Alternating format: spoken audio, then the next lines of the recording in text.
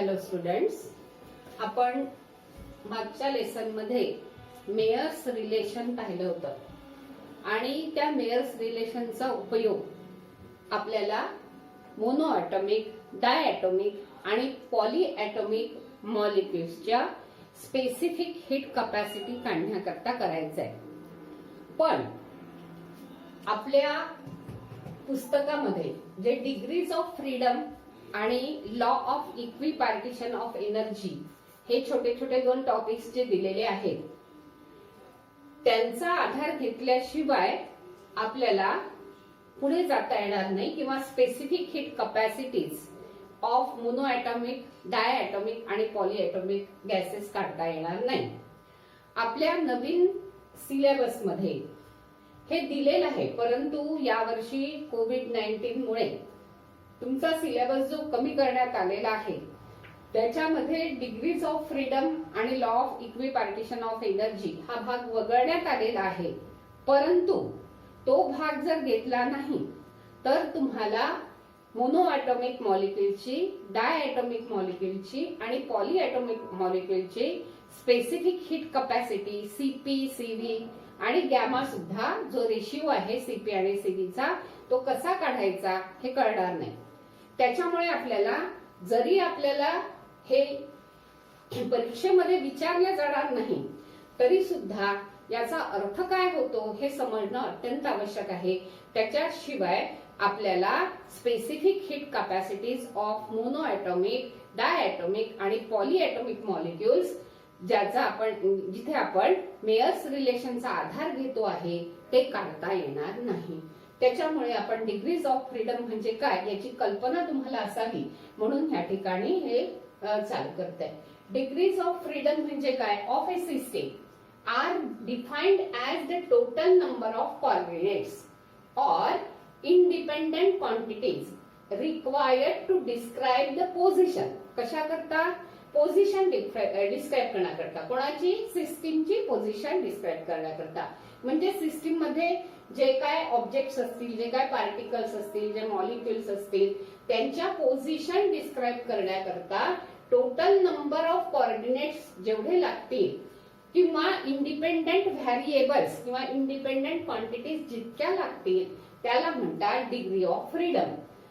तर काय म्हटलंय? To describe the position on or and the configuration of the system.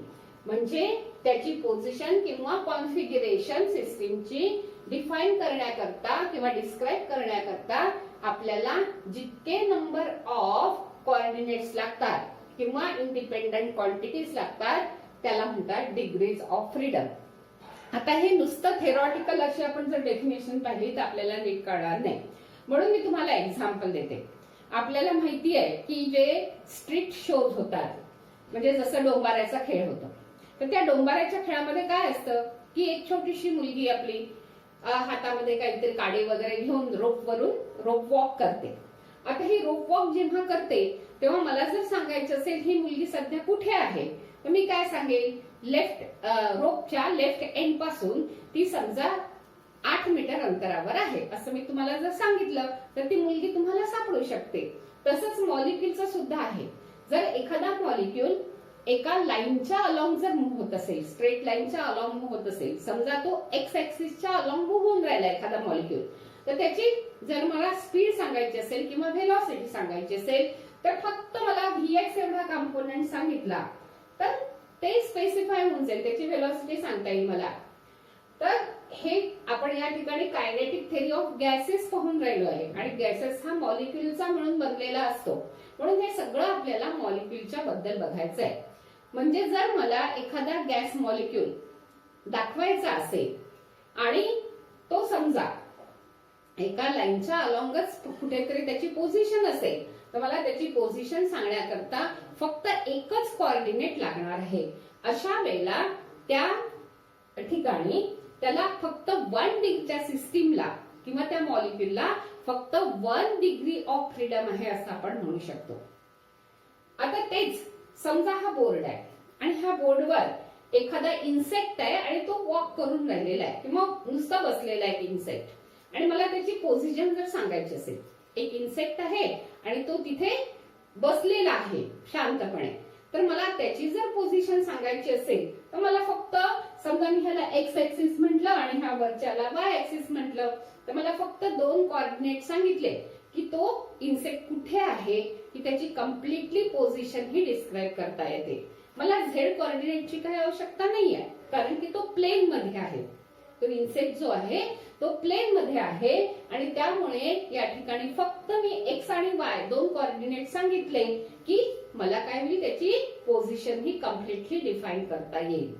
पण तोच इन्सेक्ट किंवा एखादा मॉस्किटो म्हणू आपण, तो जर रूम मध्ये फिरत असेल तर मला 3 कोऑर्डिनेट्स आवश्यक आहे. तो कुठे आहे, समजा एखाद्या पंख्यावर बसलेला आहे.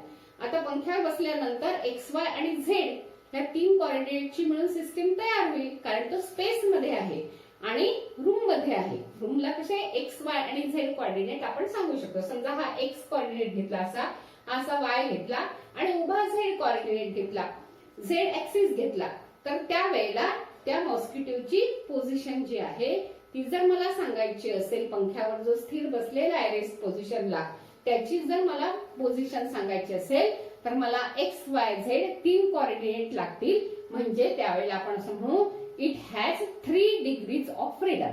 काय म्हणू आपण, it has 3 degrees of freedom. म्हणजे जर एका फक्त लाईनच्या अलॉंग असेल त्याची पोझिशन किंवा मोशन, तर त्याला फक्त 1 डिग्री ऑफ फ्रीडम असेल.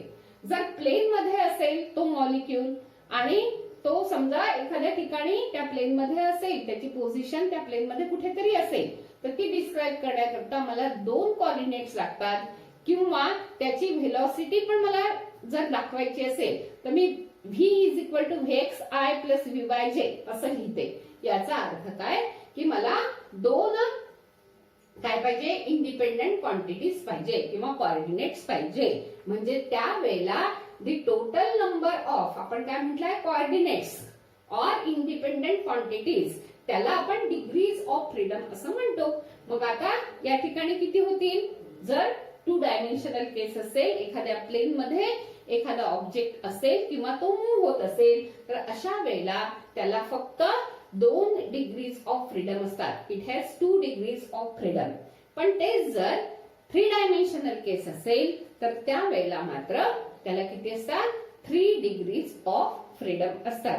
कारण मला 3 ऍक्सिसची आवश्यकता आहे, एक्स वाय आणि झेड. आणि जर मला व्हेलॉसिटी त्याची सांगायची असेल तर मला 3 कोऑर्डिनेट्स लागतील, vx vy आणि vz. व्हेलॉसिटी जी आहे 3 डायमेन्शनल केस मध्ये मी vector v is equal to vxi, vector v is equal to vxi plus vyj plus vzk plus vzk असे दाखवते. म्हणजे हा याचा अर्थ काय झाला, की मला 3 काय पाहिजे, इंडिपेंडेंट क्वांटिटीज पाहिजे किंवा 3 कोऑर्डिनेट्स पाहिजे, की ज्याच्या आधारे मी ह्या सिस्टीमचं कॉन्फिगरेशन किंवा या सिस्टीमची कंडिशन जी आहे ती काय करू शकते, डिस्क्राईब करू शकते किंवा डिफाईन करू शकते. म्हणजे नंबर ऑफ, आता तुमच्या लक्षात आलं असेल की total number of coordinates or independent quantities required to describe the position and configuration of the system completely are known as degrees of freedom of the system. तर त्या सिस्टीमच्या डिग्रीज ऑफ फ्रीडम म्हणजे काय, टोटल नंबर ऑफ कोऑर्डिनेट्स और independent quantities. कशा करता, required to describe the position, त्याची position किंवा कॉन्फिगरेशन सांगण्याकरता जितके नंबर ऑफ मला काय लागतात, जितके नंबर ऑफ कोऑर्डिनेट्स लागतात किंवा फिजिकल क्वांटिटीज लागतात त्याला आपण काय म्हणतो, डिग्रीज ऑफ फ्रीडम असं म्हणतो. आणि तुम्हाला सांगितलं मी की 3 डायमेन्शनल केस असेल तर 3 कोऑर्डिनेट्स आवश्यक आहे आपल्याला, एक्स ऍक्सिसच्या अलॉंग, वाय ऍक्सिसच्या अलॉंग आणि झेड ऍक्सिसच्या अलॉंग. तेव्हा आपण त्याला काय म्हणतो, डिग्रीज ऑफ फ्रीडम म्हणतो. म्हणजे त्या ठिकाणी 3 डायमेन्शनल केस असेल तर 3 डिग्रीज ऑफ फ्रीडम त्या ठिकाणी त्या मॉलिक्यूलला राहतील. आता आपण कायनेटिक थेअरी ऑफ गॅसेस शिकतो आहे.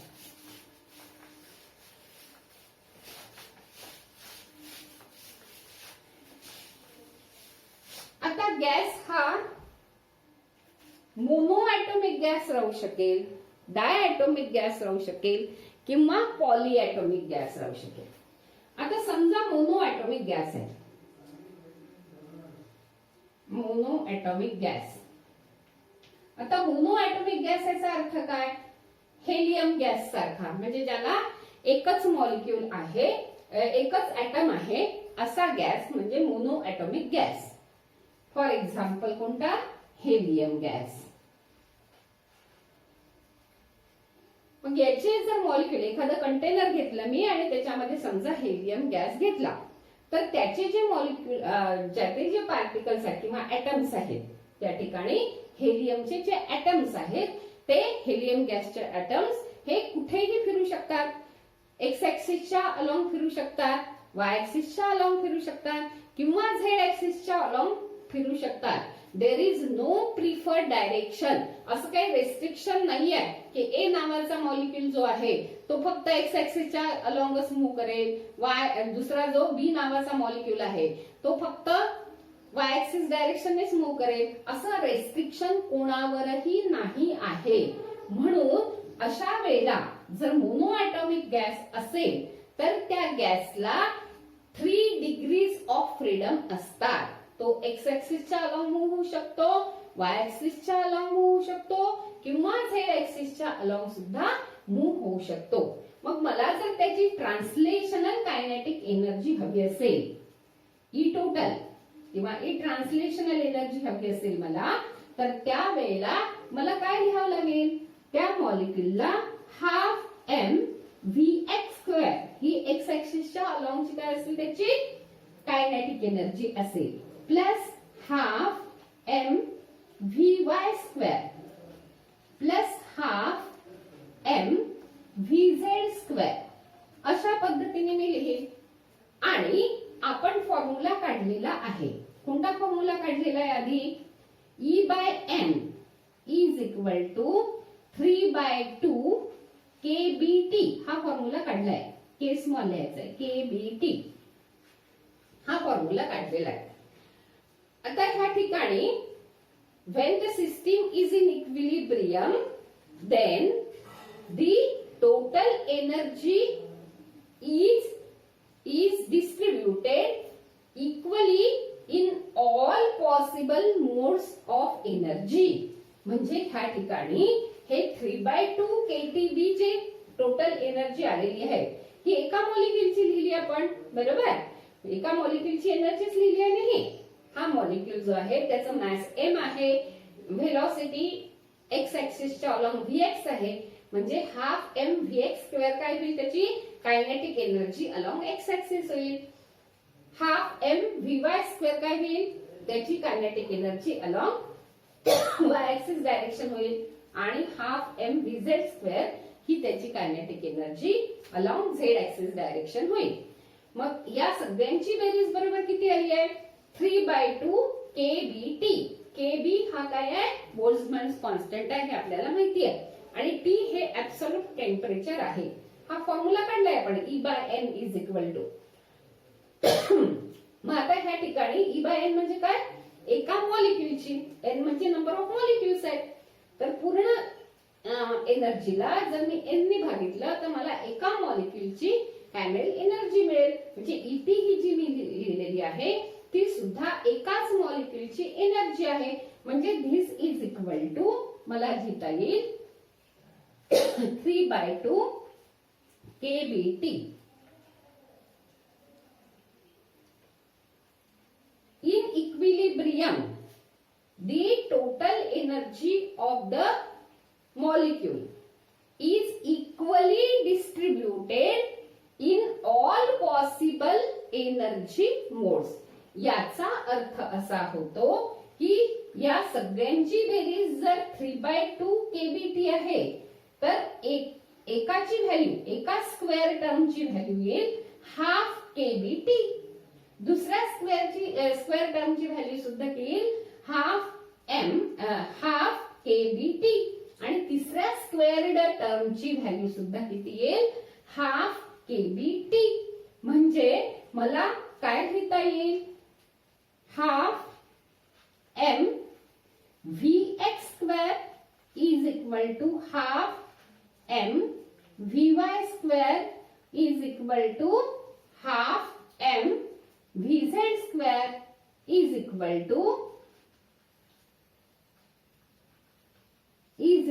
किती असेल is equal to half kbt.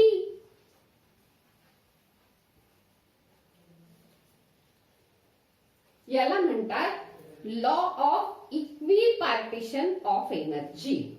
म्हणजे त्या मॉलिक्यूलची जेवढी काही टोटल एनर्जी आहे इक्विलिब्रियम कंडिशन मध्ये तो गॅस असताना एका मॉलिक्यूलची जेवढी एकूण एनर्जी आहे ती जेवढे एनर्जी मोड्स असतील त्या एनर्जी मोड मध्ये इक्वली डिस्ट्रीब्यूट होते.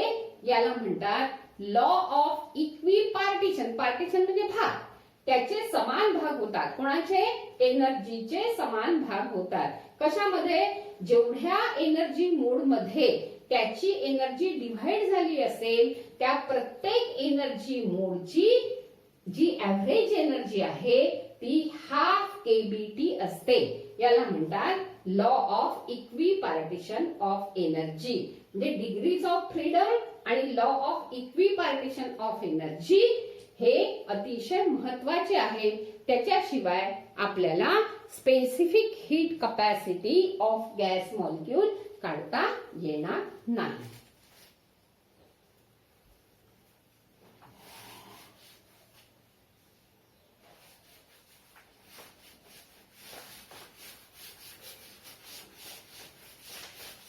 आता समजा डायॲटॉमिक मॉलिक्यूलचा आपण विचार केला तर डाय याचा अर्थ काय? टू. डायॲटॉमिक मॉलिक्यूल आता सध्या आपण आपल्या सिंप्लिसिटीसाठी नायट्रोजन आणि ऑक्सिजन या दोन मॉलिक्यूलचा विचार करू. म्हटलं डायॲटॉमिक गॅस.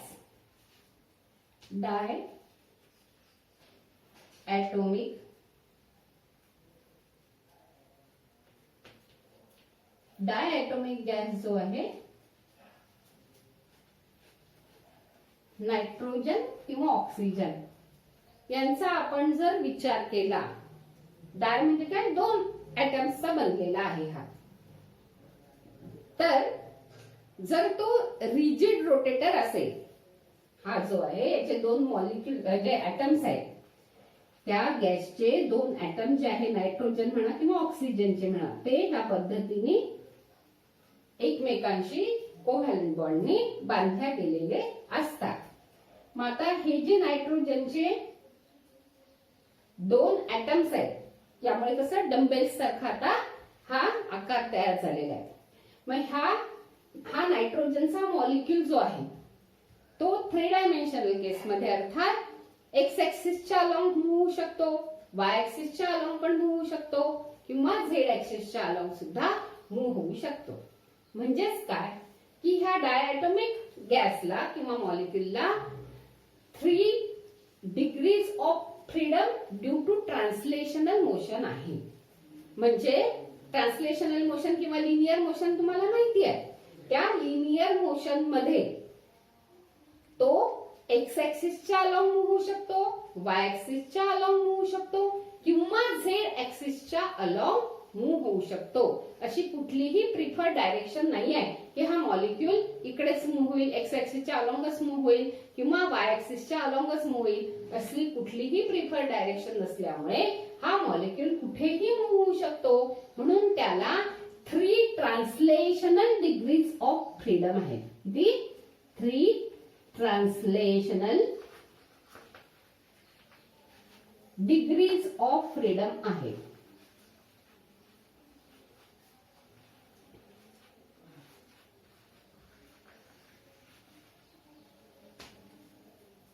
आता याला 3 ट्रान्सलेशनल डिग्रीज ऑफ फ्रीडम आहे, बरोबर. आता हा काय कोलिनियर आहे मॉलिक्यूल. म्हणजे समजा ही तुम्हाला ही दांडी मी दाखवली याच्या टोकाला एंड पॉइंट्सला 2 मॉलिक्यूल्स आहेत असं समजा. म्हणजे जसे डंबेल्स असतात तशा टाईप. त्याचे दोन डबेलचे दोन ते जे स्पियर्स असतात ते म्हणजे तुमचे मॉलिक्यूल आहे असे समजा. आता हा जो मॉलिक्यूल आहे तर हा रोटेट पण होऊ शकतो. हा डायॲटॉमिक मॉलिक्यूल जो आहे तो रोटेट पण होऊ शकतो. मोनो ॲटॉमिक मॉलिक्यूल जर रोटेट झाला स्वतःभोवती तर काहीच फरक पडणार नाही त्याच्या पोझिशन मध्ये किंवा त्याच्या रोटेशनल मोशन मध्ये काही तुम्हाला फरक आढळणार नाही. पण आता हा डायॲटॉमिक मॉलिक्यूल आहे, समजा हा एक्स ऍक्सिसच्या अलॉंग आहे, तर एक ऍक्सिस असा येईल याला परपेंडिक्युलर आणि एक वरती जाईल. म्हणजे दोन ऍक्सिस हे जे आहे एकाला आपण वाय ऍक्सिस म्हणूया, एकाला झेड ऍक्सिस म्हणूया. तर हा मॉलिक्यूल जो आहे हा या वाय ऍक्सिसच्या अलॉंग असा रोटेट होऊ शकेल. डायॲटॉमिक मॉलिक्यूल हा मॉलिक्यूल आहे आणि हा ऍक्सिस ऑफ रोटेशन आहे समजा, तर हा मॉलिक्यूल असा रोटेट होऊ शकेल. किंवा हा झेड ऍक्सिस जर घेतला तर याच्या अलॉंग असा रोटेट होऊ शकेल.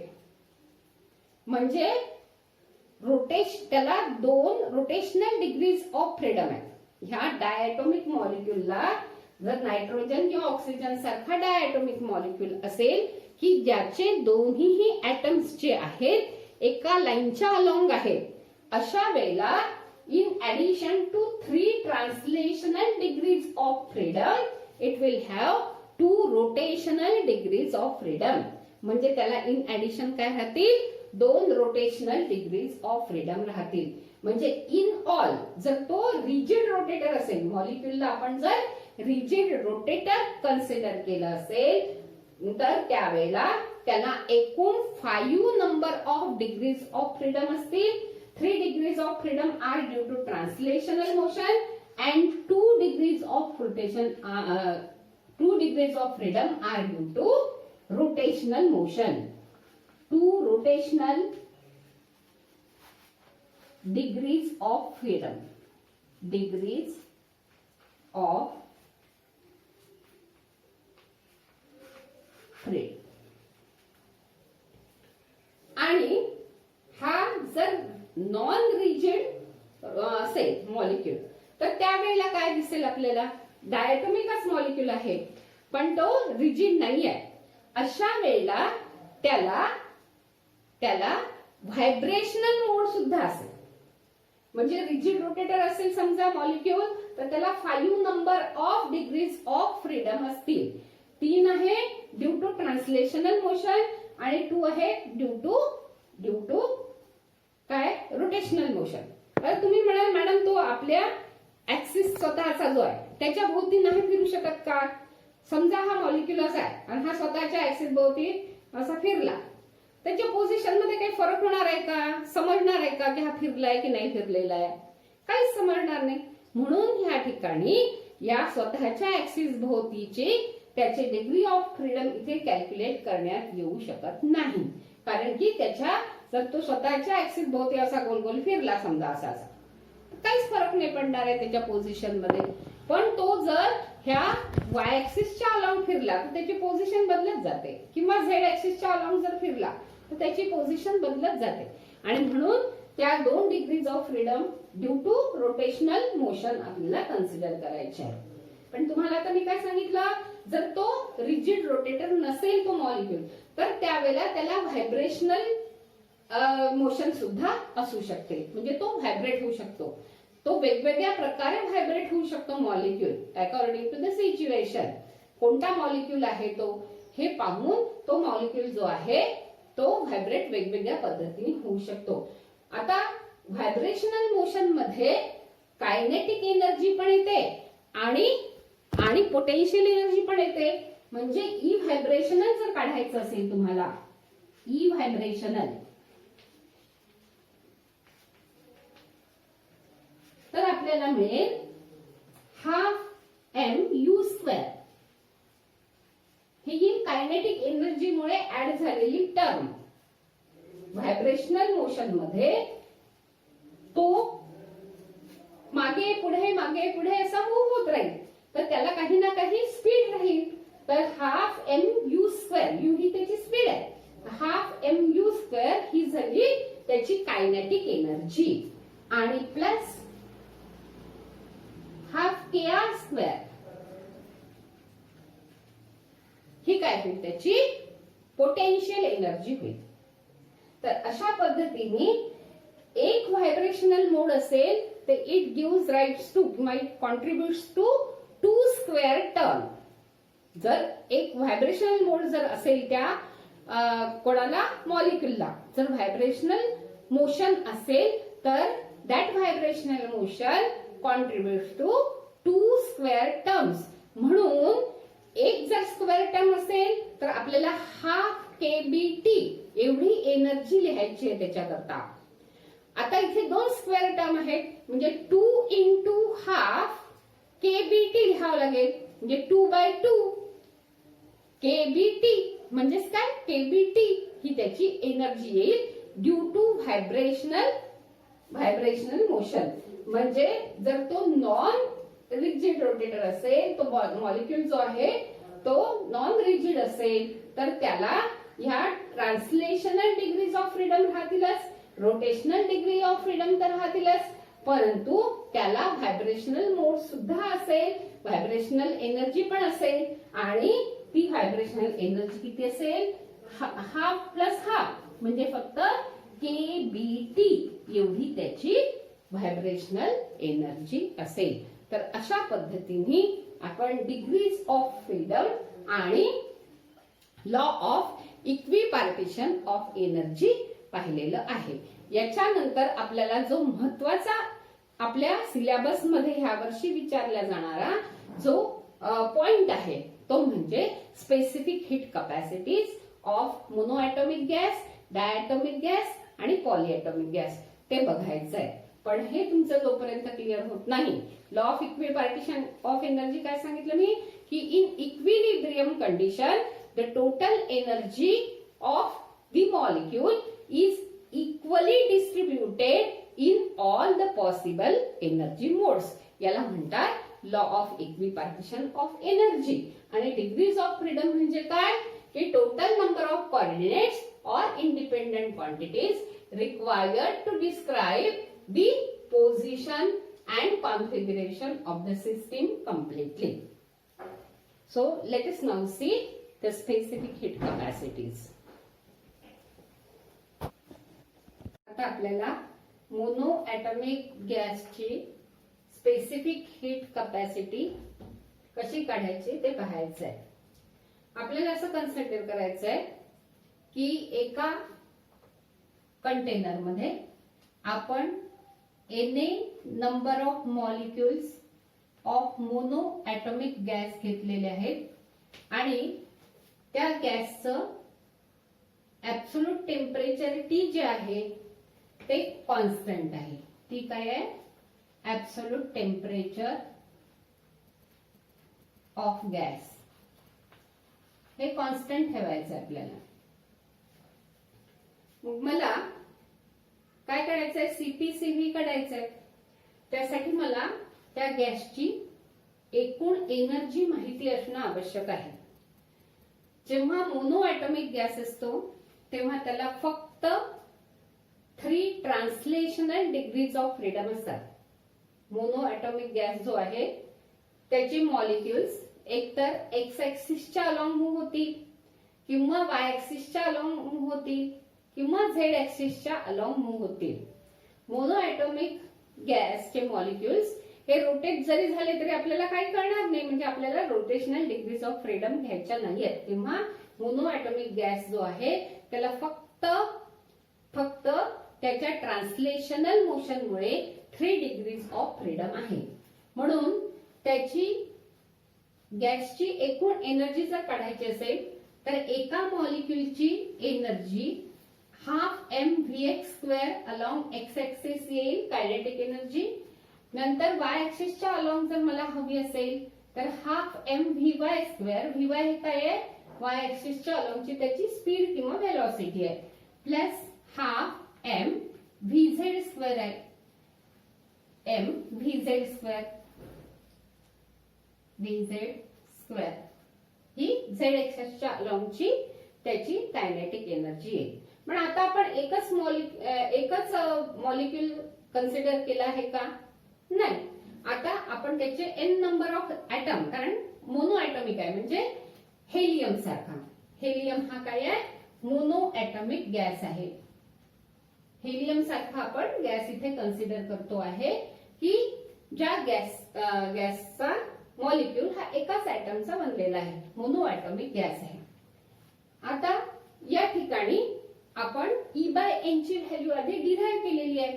E/N म्हणजे एका मॉलिक्यूलची एनर्जी, आणि ती आपल्याला मिळाली आहे 3/2 kBT. पण इथे किती नंबर ऑफ मॉलिक्युल्स आहे, Na नंबर ऑफ मॉलिक्युल्स आहे, म्हणजे या ठिकाणी मला Na नी गुणावं लागेल. Na काय असतो, एवोगॅड्रो नंबर असतो. म्हणजे 1 मोल ऑफ ए गॅस मध्ये किती नंबर असतात, Na नंबर ऑफ मॉलिक्युल्स असतात. म्हणून आपण काय करतो, इथे Na नी गुणतोय. आपण Cp आणि Cv जे लिहितो त्या मोलर स्पेसिफिक हिट्स आहेत, आणि म्हणून आपल्याला इथे Na number of molecules of ideal gas which is monoatomic is to be consider. आता इथे 3/2 kBT मिळालं, पण हे किती नंबर ऑफ मॉलिक्युल्स आहेत, Na नंबर ऑफ मॉलिक्युल्स आहेत, म्हणजे Na नी मला याला गुणावं लागेल. म्हणजे एकूण त्या गॅसची एनर्जी जी आहे की ज्या गॅसमध्ये Na नंबर ऑफ मॉलिक्युल्स आहे त्याची एनर्जी मिळाली 3/2 Na kBT. आता आपण जेव्हा के करता सबस्टिट्यूशन केलं होतं त्यावेळेला आपण R/Na is equal to Kb लिहिलं होतं. Kb म्हणजे बोल्ट्झमॅन कॉन्स्टंट आहे, हे माहिती आहे तुम्हाला. मग मला जर Kb इंटू Na ह्या ठिकाणी असेल तर त्याला R नी रिप्लेस करता येईल. म्हणजे मला ह्या ठिकाणी एनर्जी किती मिळेल, त्याची 3/2 RT मिळेल. मग Cv जो आहे म्हणजे specific molar specific heat, rather it is molar specific heat at constant volume. ही कशी काढता येते आपल्याला, तर dE/dt ह्या फॉर्म्युल्याने काढता येते. dE/dt is equal to Cv. म्हणजेच मला काय मिळेल उत्तर याचं, 3/2 R मिळेल. आता आपल्याला मेयर्स रिलेशनचा वापर करायचा आहे. काय आहे Mayer's relation, Cp minus Cv is equal to R. आता मला Cv ची व्हॅल्यू माहिती आहे, काय आहे ती, 3/2 R आहे, इज इक्वल टू R. मग मला Cp ची व्हॅल्यू काय मिळेल, Cp is equal to R plus 3/2 R. म्हणजेच मला काय मिळेल, 2 प्लस 3 म्हणजे 5/2 R मिळेल. म्हणजे मला मोनो ऍटॉमिक गॅस करता Cv ची व्हॅल्यू मिळाली 3/2 R, तर Cp ची व्हॅल्यू मिळाली 5/2 R. आता गॅमा काढायचा आपल्याला. गॅमा हा Cp आणि Cv चा रेशो आहे. Gamma is equal to Cp upon Cv. मग Cp किती मिळालं मला मिळालं 5/2 R, आणि Cv मिळालं, Cv काय मिळालं मला, 3/2 R.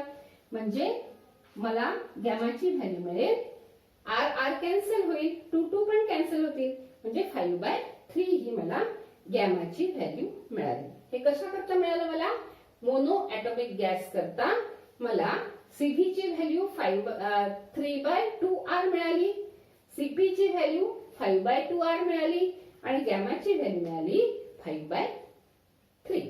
आता आपल्याला आता डायॲटॉमिक गॅस करता स्पेसिफिक हीट कपॅसिटीजच्या व्हॅल्यू काय येतात ते बघायचंय.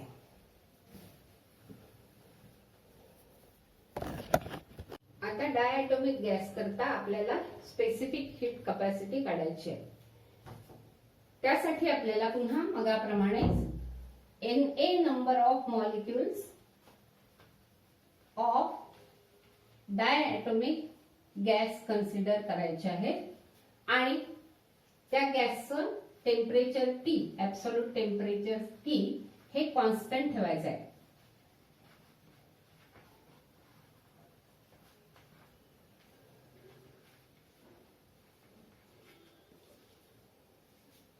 डायॲटॉमिक गॅस जो आहे त्याचे एक्झाम्पल्स आहेत nitrogen, oxygen, HCl, carbon monoxide, हे गॅसेस जे आहेत ते डायॲटॉमिक गॅसेस आहेत. आता डायॲटॉमिक गॅसला 3 degrees of freedom due to its translational motion येतात आणि जर तो मॉलिक्यूल रिजिड रोटेटर आहे, डायॲटॉमिक गॅसचा मॉलिक्यूल म्हणजे नायट्रोजन किंवा ऑक्सिजनचा मॉलिक्यूल हे जर रिजिड रोटेटर आहे असं जर आपण कन्सिडर केलं तर त्याला due to rotational motion 2 degrees of freedom येतात. म्हणजे जर मला त्याची एकूण एनर्जी काढायची असेल तर मला एका मॉलिक्यूलची एनर्जी जी आहे ती 3/2 kBT ही कशामुळे मिळेल? ट्रान्सलेशनल मोशनमुळे मिळेल. तर त्याला रोटेशनल डिग्रीज ऑफ फ्रीडम असतात 2, म्हणजे 2/2 kBT ही एका मॉलिक्यूलची रोटेशनल मोशनमुळे येणारी एनर्जी होईल. पण आपल्याजवळ नंबर ऑफ मॉलिक्युल्स किती आहेत? Na नंबर ऑफ मॉलिक्युल्स आहेत, म्हणजे मला त्याला Na ने गुणावं लागेल. आता मी जर ही ऍडिशन केली तर मला मिळेल 5/2 Na kBT. पण आपण आताच बघितलं की Na इंटू kB म्हणजे कॅपिटल R आहे, म्हणजेच मला मिळेल 5/2 RT मिळेल. आणि CV म्हणजे molar specific heat at constant volume म्हणजे dE/dt आहे, म्हणजेच मला CV ची व्हॅल्यू मिळेल 5/2 इंटू R मिळेल. आणि CP बरोबर काय? आपल्याला मेयर्स रिलेशनचा वापर करावा लागतो. CP minus CV is equal to R. याचा जर वापर केला मी, CV ची व्हॅल्यू ठेवायची आहे मला 5/2 R. तर आता हे 5/2 R आपण व्हॅल्यू आता काढली. 5/2 R ठेवली तर ही व्हॅल्यू कुठे जाईल? राईट हँड साइडला जाईल, मला CP ची काढायची असल्यामुळे. म्हणजे प्लस 5/2 R येईल, म्हणजे मला मिळेल 7/2 R. म्हणजेच CP ची व्हॅल्यू मला मिळेल 7/2 इंटू R. आता गॅमा काय आहे? CP आणि CV चा रेशिओ आहे. CP आणि CV चा रेशिओ म्हणजे गॅमा आहे. CP किती आहे? 7/2 R आहे, 7/2 R आहे आणि CV आहे 5/2 इंटू R आहे. म्हणजेच उत्तर किती येईल माझं? 7/5. जर डायॲटॉमिक गॅसचे मॉलिक्युल्स हे रिजिड रोटेटर असतील, रिजिड रोटेटर कन्सिडर केला आपण त्याला, तर त्यावेळेला मला CP ची व्हॅल्यू मिळेल 7/2 R, CV ची व्हॅल्यू मिळेल 5/2 R आणि गॅमा ची व्हॅल्यू मिळेल 7/5. पण तो जर डायॲटॉमिक गॅसचा molecule non rigid vibrating molecule असेल, तो आहे नॉन रिजिड व्हायब्रेटिंग मॉलिक्यूल असेल, तर त्याला व्हायब्रेशनल एनर्जी सुद्धा असते. मग तुम्हाला माहिती आहे की एका व्हायब्रेशन मोड करता इट कॉन्ट्रीब्युट्स 2 स्क्वेअर टर्म्स, म्हणजे 2 डिग्रीज ऑफ फ्रीडम एका व्हायब्रेशनल मोडशी निगडित असतात. आणि म्हणून त्याला किंवा जर डायॲटॉमिक गॅसचा मॉलिक्यूल हा जर नॉन रिजिड व्हायब्रेटिंग मॉलिक्यूल असेल, तो जर नॉन रिजिड व्हायब्रेटिंग मॉलिक्यूल जर असेल, तर त्यावेळेला त्याला 7 number of degrees of freedom असतात. म्हणजे मला E ची व्हॅल्यू किती मिळेल? आता 7/2 RT मिळेल. E ची व्हॅल्यू मिळेल मला, जर तो नॉन रिजिड व्हायब्रेटिंग मॉलिक्यूल असेल, व्हायब्रेटिंग मॉलिक्यूल असेल. कोण? डायॲटॉमिक गॅसचा मॉलिक्यूल. तर त्यावेळेला ई ची व्हॅल्यू मला काय मिळेल 2 डिग्रीज ऑफ फ्रीडम जास्ती असतील व्हायब्रेशनल डिग्रीज ऑफ फ्रीडम, म्हणजे मला इथे मिळेल 7/2 RT मिळेल व्हॅल्यू. आता मला काढायचंय CV. तर CV करता काय मिळेल मला, CV is equal to dE/dt is equal to 7/2 into R मिळेल. आणि CP पुन्हा काढायचं असेल तर CP minus CV is equal to R ठेवावं लागेल. इथे व्हॅल्यू मला ठेवायची आहे 7/2, हे होईल -7/2, ते राईट हँड साइडला गेल्यानंतर +7/2 R प्लस R मिळेल, म्हणजे मला 9/2 R मिळेल. म्हणजेच मला CP ची व्हॅल्यू मिळेल 9/2 इंटू R. आणि गॅमा काय असेल, गॅमा हा CP आणि CV चा रेशिओ आहे, म्हणजे गॅमा इज इक्वल टू मला मिळेल 9/2R divided by 7/2R. R cancel होईल, 2 कॅन्सल होईल, म्हणजे मला मिळेल 9/7. अशा प्रकारे आपल्याला डायॲटॉमिक गॅस करता जर तो रिजिड रोटेटर असेल तर आपल्याला गॅमाची व्हॅल्यू 7/5 मिळेल, आणि जो जर नॉन रिजिड व्हायब्रेटिंग मॉलिक्यूल असेल तर आपल्याला गॅमाची व्हॅल्यू मिळेल 9/7. यानंतर आपल्याला पॉलीॲटॉमिक गॅस करता काय बघायचंय, पुन्हा CP, CV आणि गॅमा काढायचं. Now consider 1 mole of polyatomic gas in a container. 1 mole of a gas म्हणजे काय, any number of molecules of the gas are in the container. आणि पुन्हा त्याचे टेम्परेचर T जे आहे ऍब्सोल्यूट टेम्परेचर ते आपल्याला कॉन्स्टंट ठेवायचं आहे. तर पॉलीॲटॉमिक गॅस असल्यामुळे त्याच्यामध्ये अनेक ऍटम्स असू शकतात. फॉर एक्झाम्पल जर अमोनिया गॅस घेतला तर NH3 हा त्याचा फॉर्म्युला आहे. त्याच्यामध्ये नायट्रोजनचा 1 आणि हायड्रोजनचे 3 ऍटम, म्हणजे एकूण किती राहतील मॉलिक्यूल मध्ये 4 ऍटम्स राहतील. अशा गॅसला आपण पॉलीॲटॉमिक गॅस असं म्हणतो. आता हा जो पॉलीॲटॉमिक गॅस आहे त्याला त्याच्या मॉलिक्यूलला, त्याच्या प्रत्येक मॉलिक्यूलला 3 degrees of freedom due to translational motion राहतील. म्हणजे मला जर एनर्जी ऑफ पॉलीॲटॉमिक मॉलिक्यूल काढायची असेल तर जे त्याच्या ट्रान्सलेशनल मोशनमुळे येणारं कॉन्ट्रीब्युशन आहे ते 3/2 kBT due to translational motion येईल. आता रोटेशनल मोशन बद्दल काय, तर रोटेशनल मोशन ह्या मॉलिक्यूलची, कारण हा पॉलीॲटॉमिक आहे, तो एक्स ऍक्सिस भोवती सुद्धा फिरू शकेल, वाय ऍक्सिस भोवती सुद्धा फिरू शकेल आणि झेड ऍक्सिस भोवती सुद्धा फिरू शकेल.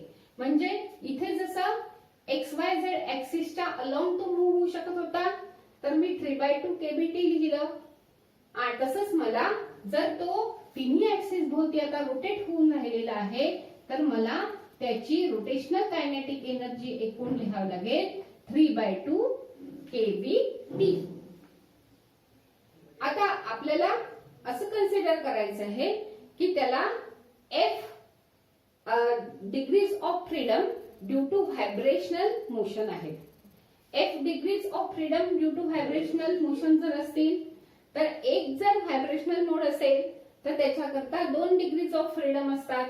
म्हणून मला इथे त्याच्या डिग्री या ठिकाणी एनर्जी लिहित असताना F इंटू 2/2 kBT लिहायचं आहे, कारण की याच्यामध्ये व्हायब्रेशनल मोड मध्ये कायनेटिक एनर्जी आणि पोटेन्शियल एनर्जी त्या ठिकाणी समाविष्ट आहे. ई व्हायब्रेशनल जेव्हा मी लिहिते तेव्हा आपण लिहिलं होतं ½ m u ही त्याची स्पीड आहे व्हायब्रेशनल मोशनची, m त्याचं मास आहे, प्लस आपण लिहिलं होतं ½ kr². आता हा k जो आहे तो फोर्स कॉन्स्टंट आहे, हे लक्षात ठेवा. ही पोटेन्शियल एनर्जी जी आहे ½ kr², याच्यामध्ये k जो आहे तो आहे फोर्स कॉन्स्टंट आणि r² जे आहे ते आहे हा डायॲटॉमिक मॉलिक्यूल आपण त्यावेळेला कन्सिडर केला होता, त्यामध्ये 2 ह्या ऍटम मधला अंतर जे आहे ते R आहे. म्हणजे ह्या ठिकाणी 2 स्क्वेअर टर्म आहेत. म्हणून तेव्हा आपण काय केलं होतं की एक व्हायब्रेशनल मोड असेल तेव्हा त्याला किती आहे, त्याला 2 स्क्वेअर टर्म असल्यामुळे 2/2 kBt ही त्याची एनर्जी झाली एका मॉलिक्युलची. आणि याला F मोड्स ऑफ व्हायब्रेशन्स आहेत म्हणून F इंटू 2/2 kBt मिळालं आपल्याला. पण हे एका मॉलिक्युल करता झालं. ह्या गॅस मध्ये Na नंबर ऑफ मॉलिक्युल्स आहेत म्हणून मला याला Na नी गुणायचं आहे. आता 3/2 प्लस 3/2 जर मी केलं kBt दोन्हीकडे कॉमन आहे तर इथे 3 कॉमन निघालं. हाफ प्लस हाफ म्हणजे 1 म्हणजे काय मिळेल मला 3 kBt मिळेल ह्या दोन टर्म्स करता. म्हणजे मला मिळालं 3 kBt. आणि याच्या करता 2/2 म्हणजे काय मिळालं 1 मिळालं मला. म्हणजे F kBt मिळालं इंटू Na आहेच. म्हणजे मला एकूण काय मिळालं Na इंटू kB काय होतं R होतं. म्हणजे मला मिळेल 3 प्लस F टाइम्स RT मिळेल. This Na into kB is equal to R मिळालं मला. T जसाच्या तसा मला लिहावं लागेल. म्हणजे मला E ची व्हॅल्यू मिळाली 3 प्लस F टाइम्स RT. आता मला काढायचंय CV म्हणजे specific molar specific heat at constant volume. तर ते dE/dt असतं. म्हणजेच मला व्हॅल्यू किती मिळेल 3 प्लस F इंटू R मिळेल. ही झाली CV ची व्हॅल्यू. आता मला CP ची व्हॅल्यू काढायची असेल तर काय माहिती आहे मला CP minus CV is equal to R. हा फॉर्म्युला पाठच पाहिजे आपला. मेल्स रिलेशन आहे हे important relation. CP minus CV is equal to हा. मग मी CV ची value 3 plus F into R जर ठेवली आणि हे तिकडे ट्रान्सफर केलं तर मला याच्यामध्ये एक R ऍड करावं लागेल. म्हणजे मला 4 प्लस F इंटू R मिळेल. म्हणजेच मला CP ची व्हॅल्यू मिळेल 4 प्लस F इंटू R. आता मला काढायचा आहे गॅमा. गॅमा हा CP आणि CV चा रेशिओ आहे. म्हणजे मला मिळेल gamma is equal to CP upon CV is equal to 4 plus F divided by 3 plus F. अशा पद्धतीने मला पॉलीएटॉमिक गॅस करता गॅमाची व्हॅल्यू मिळाली 4 plus F divided by 3 plus F. CV ची व्हॅल्यू मिळाली 3 plus F times R. CP ची value मिळाली 4 plus F times R. अशा पद्धतीने आपण मेयर्स रिलेशनचा CP minus CV is equal to R याचा वापर करून आपण सगळ्या गॅसेसच्या सगळ्या म्हणजे मोनोएटॉमिक, डायएटॉमिक आणि पॉलीएटॉमिक गॅसेसच्या स्पेसिफिक हीट कपॅसिटी काढल्या. पुढचा भाग आपण नंतरच्या पिरियडला पाहू. थँक्यू.